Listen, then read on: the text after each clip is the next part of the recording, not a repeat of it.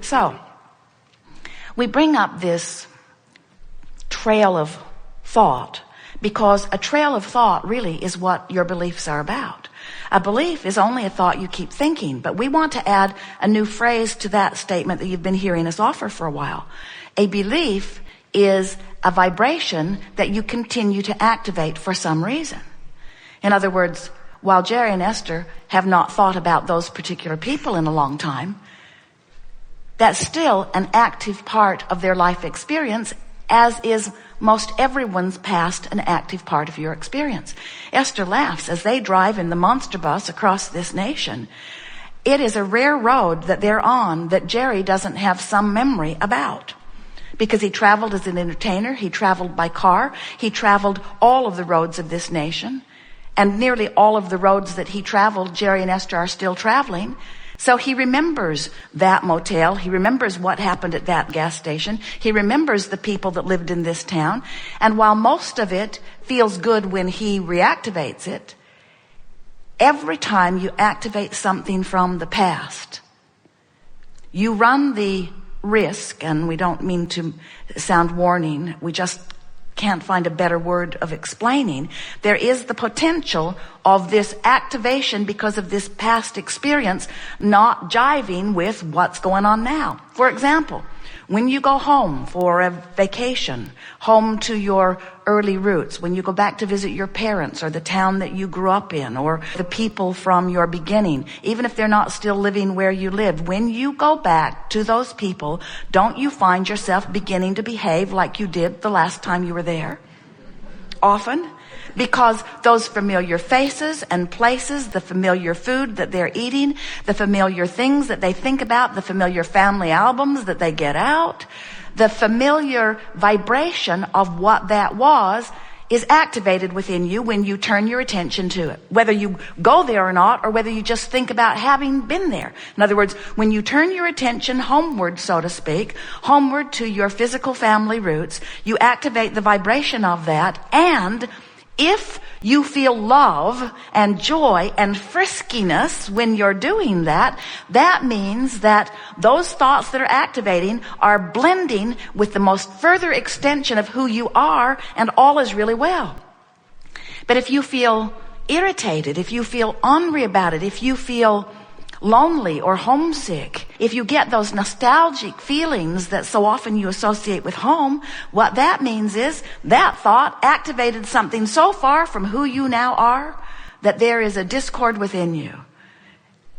Esther said after a while of understanding this, now I know what homesick means. Home makes you sick. And we mean that too, in the sense that when you activate those memories of when you felt less secure, or when someone didn't approve of you, or before you had figured out who you are, it's a very common thing for you to activate just by turning your attention to something that doesn't jive with who you are.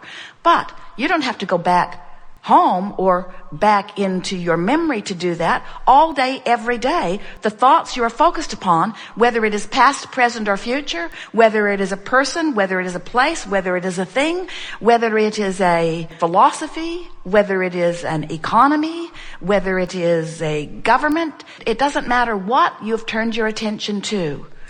It is certain that whatever it is, you're getting play-by-play feedback about whether this activated thought that you've got going on is beneficial or detrimental to you.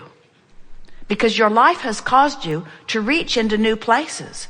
And then all day, every day, you've got this measurement going on to see how well you're reaching into the new place that life caused you to reach to. The best way of saying it is life has caused you to expand. The larger part of you, the inner being of you, has already taken that vibrational leap forward. And if you don't bring the rest of you along, then you feel the discord and you don't feel good. In short, if you are to live the joyful life that you have come forth to live, you've got to keep up with you. And we don't know any of you who can keep up with you when you're looking back. If we were standing in your physical shoes, we would spend so little time looking into the past, it would be as if we were born today. We would spend so little time thinking about anything that had happened before, because everything that happened before your frequency was where it now is. So you're just almost certain of bringing discord to yourself by activating that. Now, we know good things happened in the past, and we know that you can selectively sift through it and find those good things. But you are forward-looking beings. It's one of the reasons that you don't stay in these physical bodies very long. You don't stay in these bodies very long because you get so enamored with the path that you have walked upon that you want to record it for all to hear. And when you do, it holds you back. It holds you back from where you're going. It keeps you from being who you really are. It's not good for you, so stop it. Or not. Whatever you want is fine. There are no rules to this game of life. There's just an incessant quest that is within you, and that is to feel good. And we're just letting you know why, when you don't feel good, what's going on, and why, when you do feel good, what's going on. And it is our desire, as we chew together in the hours that are before us, that you leave this gathering with a revived decision that nothing is more important than that you feel good, and you're going to look for love in the places where it is. There are so many people looking for love in all the wrong places. And we want you to understand that where it is forward looking. Where it is where the whole of you is. Where it is where the source that is within you has evolved to because of what you have lived. We have to make a very strong statement here. If life had not caused you to become more, you would not feel uncomfortable when you don't become it. You got to keep up with you. You just got to keep up with you. You just got to keep up with you, you see. A woman one day was talking to us about a relationship that she was wanting to attract. And we were coaching her about how to speak about it as it is. We were wanting her to train her expectation into being inside this relationship as she wants it to be. But she was speaking about it at such arm's length. You could tell that she didn't feel a part of it. And she said, I see two people walking down the beach. And we said, are you one of them? Because we want her to feel, to be inside the experience, to expect it to be. So what we want to say to you is that you are the creator of your reality. But even more poignantly, we want to say to you, the reality that you are creating is you. You are the creator and you are the creation. When you ask for something, you ask for that version of you living that experience. And the thing that so often our physical friends do not remember is that as you sift through this contrast and ask for a variety of things all day, every day, there is a vibrational reality. We're calling it your vortex of creation that is assembling. And the reason that we want to draw your attention to this is because since this is the eternal part of you, this is the larger part of you, since your inner being is the immediate recipient of what you're asking for, and law of attraction is responding to the request from this non-physical you point of view, when you ask, it is given, it is done. It is a vortex of creation. And the reason that that is so is because law of attraction is responding to the purity of those vibrational requests. Law of attraction is assembling all cooperative components. And the question that we want you to ask yourself and find the answer maybe here today is, are you a cooperative component? Esther wants strawberry jam for Jerry. She wants it. But is she a cooperative component when she brings jam with her? In other words, is she a cooperative component? She wants the hotel to respond to her note, to respond to her request. She wants them to succeed. She wants them to be efficient. She wants them to do a good job. She wants them to be proud of what they do. She wants them to earn well. She wants them to please her and other guests. She wants them to excel. She wants their success.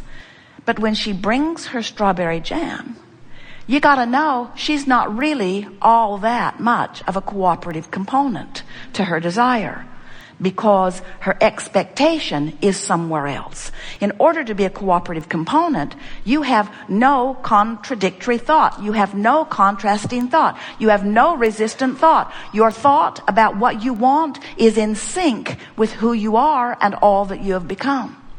And that's what the art of allowing is. Allowing is allowing myself, by virtue of the thoughts I'm choosing, to be a vibrational match to the furthermost expanded part of me. Allowing myself to be up to speed with who I have become. Every time life helps you to know what you don't want, you put forth a request of what you do want. And this is the important part for you to understand. You expand. The larger part of you becomes it. Immediately. That's why when we say, ask and it is given, we're not kidding even a little bit. But our physical friends sometimes, in fact often say, that can't be true because I know I've been asking. I wrote it in big letters. I know I've been asking. Don't give me this ask and it is given stuff because I'm asking. Where is it? Where is it? I ask, where is it? I ask, where is it? And we say, you're not asking with your words, you're not asking with your notes, you're not asking with your laws, you're asking with your vibration, and you got to line up with it. You have to learn how to allow yourself to be in vibrational sync with what you're asking for. And when that expectation clicks into place, you'll know it, because the manifestations of everything that you're asking for click into place too. You are creators. Creators are always looking forward into what is becoming, not backward or downward into what is. When you are driving your vehicle, hopefully you're looking where you're going, not where you've been, and not where you are. You don't have those mirrors. They would make you sick if you had them. They'll look right down at the road, right where you are. Think about that. You wouldn't want to go very fast into those conditions, would you? You're just looking right down at where you are. You want to look forward to where you're going. And we want you to understand that as you become forward looking, and by forward looking we mean as you become one who looks in the direction not only of that which you want, but hear this, looks in the direction of that which the larger part of you has already become. Did you hear that?